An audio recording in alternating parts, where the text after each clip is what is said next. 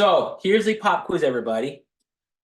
Multiple choice. How old is credit? Is it A, 5,000 years old, B, 70 years old, or C, 100 to 150 years old? Put an answer in chat, or if you feel confident enough, unmute yourself and shout it out. Okay, I got 2 for A. Anyone else for B, C? 1 for B. 1 for A. Okay, 3 for A. Everyone's going with A. Because anyone want to like give C some love? No? Good enough. Cool. The answer is 5,000 years old. Credit is old. It is nothing new. People think it's new and it's not. It's at least 5,000 years old, and it's old as insurance as well. A little bit of history into this, okay? So the Roman Republic, 50 BC, Cicero notes that his neighbor bought 625 acres of land for 11.5 million sesterces, if I'm saying that correctly. So did he literally carry 11.5 tons of coins through the streets of Rome? Nope. It was done through credit and paper, known as he uses credit to complete the purchase. A discovery, 1500.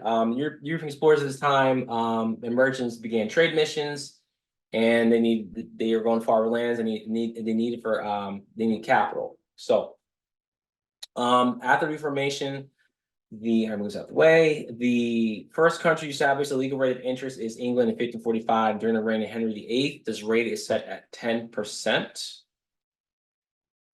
England, 1787, philosopher Jamie Bentham writes a treatise called The Defense of Usury. He argues that restriction on interest rates harm the ability to raise capital for innovation. Okay, if risky new ventures cannot be funded, then growth becomes limited. England, 1803. So credit reporting itself originated in England in early 19th century. So English sailors come together to pass information about customers who failed to settle their debts. It's the earliest available account credit reporting. And one thing I didn't put in here, I think it's in the year 1862 or something like years later. There's a newspaper that England had called the Manchester Guardian Society that would publicly put information of people who borrowed money, who paid back their debts, and did not pay back their debts. England back then didn't care. It was very public compared to credit compared to what credit is now. Credit's very personal. No one talks about it. No one shares it. But back then it was like, if I came to Laura back then, I was like, "Hey, Laura, can I borrow like 100,000 pounds?" She could be like, "Let me look you up in paper." Matt didn't pay back anybody. Nope.